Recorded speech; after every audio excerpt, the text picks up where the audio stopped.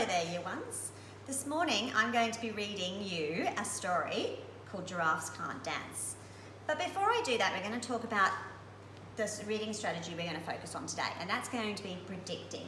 Predicting is just a fancy way of saying guessing, having a think about what you think this story is going to be about before you've read it. So predicting helps us think about what we expect to read. We can use our eagle eyes and look at the picture clues, having a think about who might be the main character in this story and what might be the problem.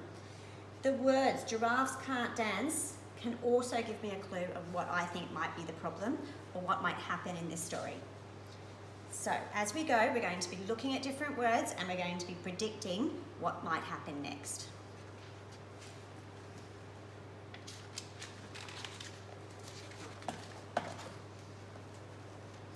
Gerald was a tall giraffe whose neck was long and slim, but his knees were awfully crooked and his legs were rather thin. Looking at some of those words on that page, some of those words are adjectives. Now, adjectives are describing words. Describing words describe parts of the body or characters. So the adjectives I can see here on this page is tall to describe Gerald because he's a giraffe. His neck is long and slim. Long and slim are adjectives. They describe Gerald's neck. His knees were awfully crooked.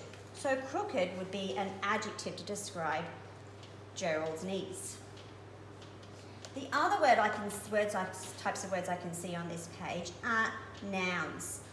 Nouns are naming words. So Gerald is a name because it's the name of the giraffe. Also, giraffe is the name of the animal that we are talking about. So Gerald and giraffe are nouns, naming words. Let's see if we can find any other types of words in this book.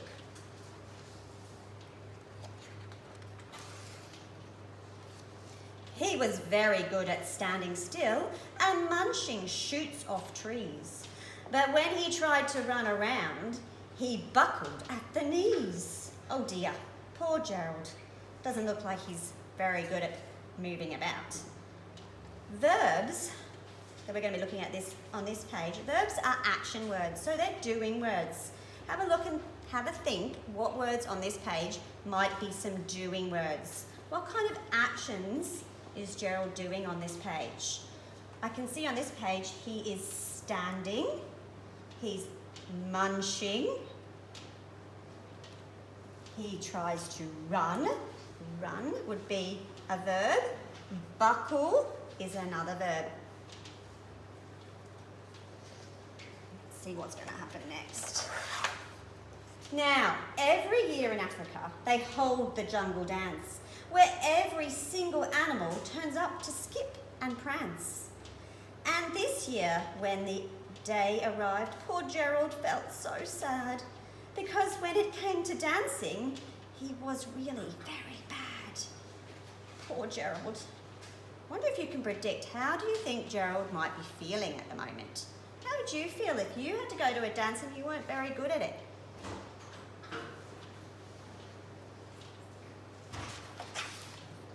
The warthogs started waltzing and the rhinos rocked and rolled. The lions danced the tango that was elegant and bold. That looks like a pretty cool dance to be at. The chimps did a cha-cha with a very Latin feel, and 8 baboons then teamed up for a splendid Scottish reel.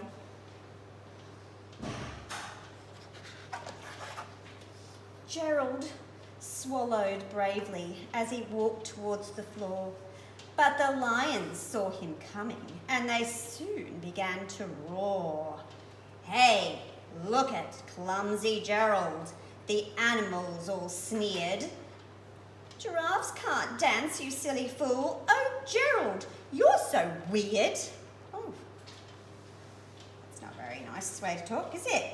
Now, a word I want you to look at on this page is the word bravely. Now, bravely is an adverb. Now, adverbs tell us how something is done.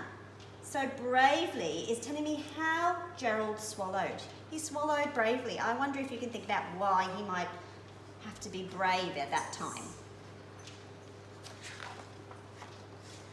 Gerald simply froze up. He was rooted to the spot. They're right, he thought. I'm useless. Oh, I feel like such a clot. So he crept off from the dance floor and he started walking home. He'd never felt so sad before, so sad and all alone.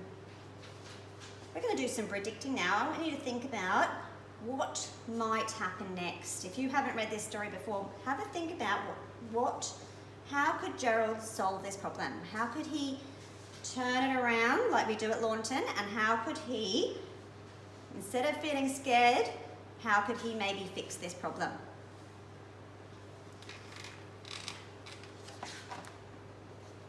Then he found a little clearing and he looked up at the sky. The moon can be so beautiful, he whispered with a sigh. Excuse me, coughed a cricket, who'd seen Gerald earlier on, but sometimes when you're different, you just need a different song. Looks like he might have a friend there, giving him some advice.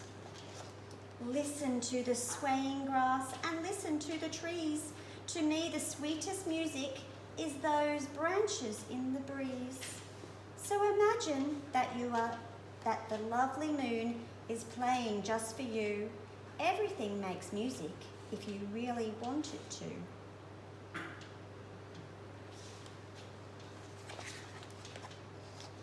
With that, the cricket smiled and picked up his violin.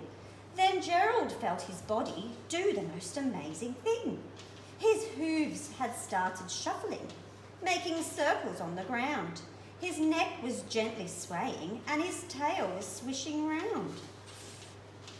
I see lots of doing words on that page, lots of verbs. See if you can spot them. He threw his arms out sideways and he swung them everywhere. Then he did a backward somersault and leapt up in the air. Oh goodness, I wish I could do that.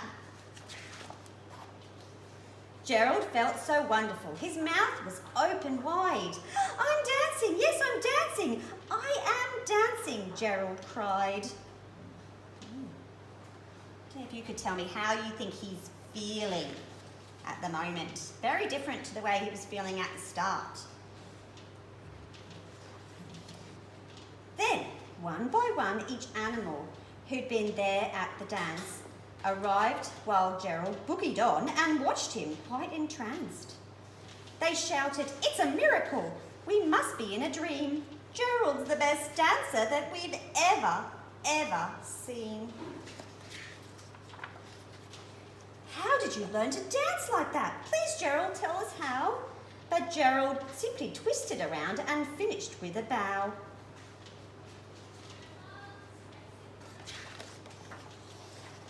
Then he raised his head and looked up at the moon and stars above. We all can dance, he said, when we find music that we love.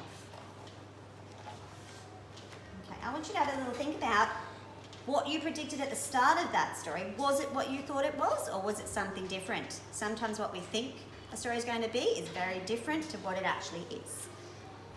Have a great day. Bye.